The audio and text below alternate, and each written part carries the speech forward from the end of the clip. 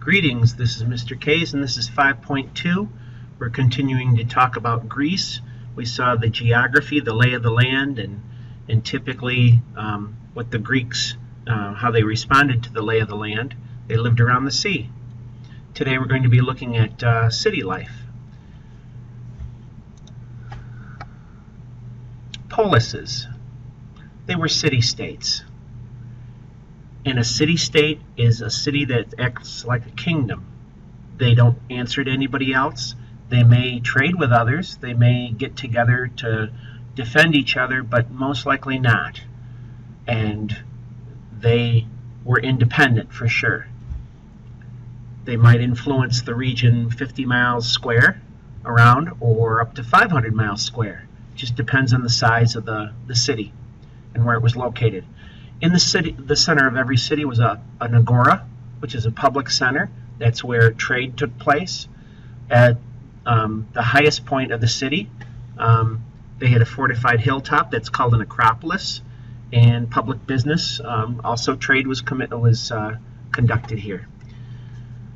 City-states varied in how they ruled themselves. Some were ruled by kings or monarchs. That's called a monarchy.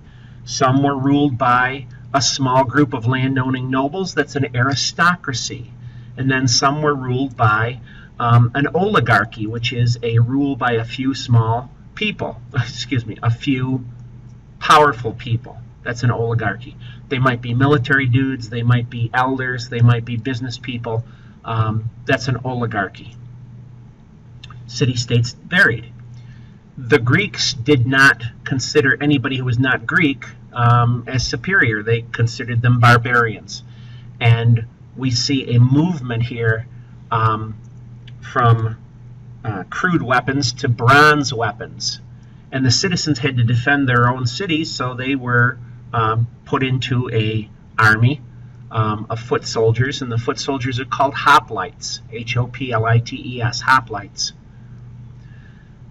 They developed a very deadly formation called a phalanx. You can see it here, phalanx. It's a formation of soldiers that stand side by side. You've got, if you take a look here, you've got people in the front with very long spears to keep swords and knives away from them, and then you got folks in the back. They stood side by side, and they became a more deadly force in delivering blows, and it kept them, it was a good defensive formation too. Sparta!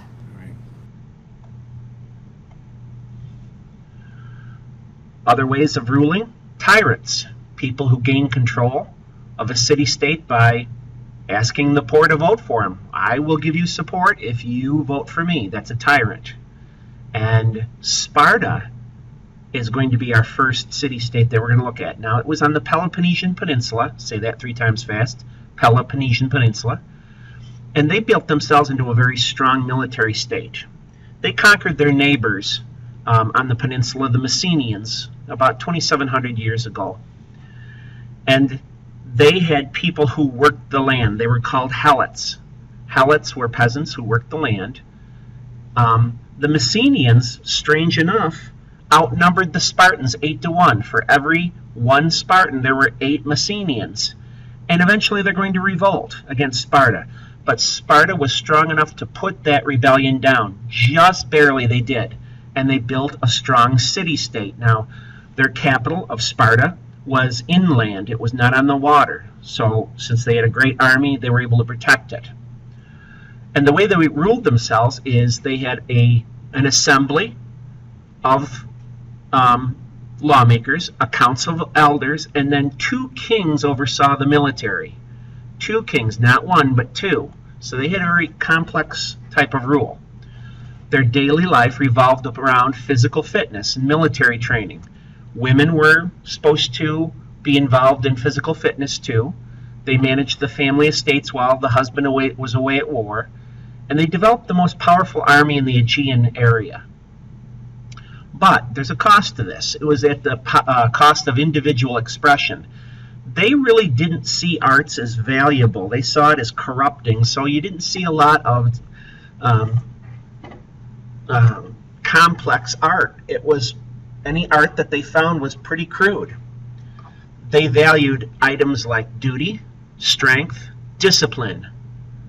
It's the group mentality over individualism, beauty, and freedom. And so they were a very hardcore army. Athens, not too far away from them, on the Attica Peninsula, was different. They developed a democracy, which was a rule directly by the people. It was direct democracy. But, sorry gals, only free adult males were allowed to participate. Women didn't count, unfortunately.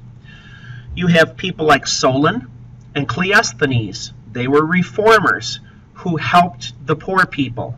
Now, 1 out of every 5 Athenians counted as citizens, so it wasn't very democratic in the beginning, but it's a start. The Persian Wars. You remember Cyrus and Darius. Well, the Persian Wars, Persia is going to invade Greece.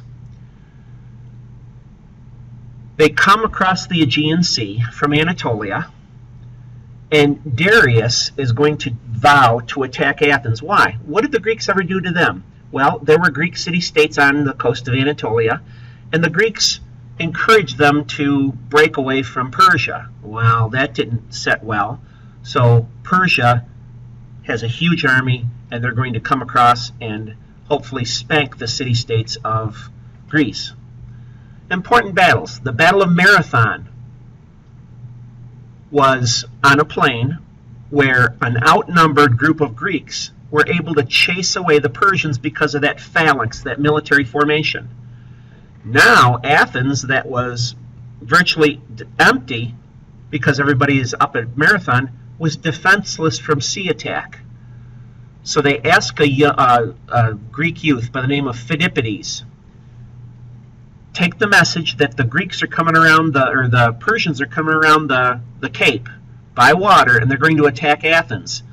Get into your boats and attack. And Phidippides runs 26 plus miles to Athens. He warns the citizens, and they were able to repel that sea attack. Tradition says Phidippides' heart bursts after that. It would burst if I ran him 2 times around the soccer field. So that's the origin of the race, the marathon race. Thermopylae. Now, Thermopylae was an important victory, or an important defeat for the Greeks. But why? Xerxes, the next king, is going to meet a force of 7,000 Greeks. Now, supposedly, there were 1 million Persians. I doubt that. But there was a bottleneck pass in the mountains, and the Greeks were able to hold off the Persians until their buddies made an orderly retreat. Who was that? It was 300 Spartans. So in the movie Sparta or 300, that's where they held off the Persians until the Greeks were able to make the retreat. Tradition says that the Spartans were slaughtered to the last man, but they gave their buddies time to move out. 3. Sparta! At the Battle of Salamis, it was on the sea, and the Persian ships were able to outmaneuver and sink the larger Persian fleets because they had smaller boats. A third of the Persian ships were sunk. Xerxes, in horror, retreats back to Greece, yipe, yipe, yipe, and never comes back. And the Greek city-states feel really good. They feel confident and free, and they continue their alliances. One group is the Delian League. It was run by Athens, led by Athens, 140 city-states, and they're going to use that strong navy to control other city-states, kind of bully them and repel future Persian attacks. Athens is going to enter into its golden age, and we will see that in the next section. This is Mr. Kays. I'm out.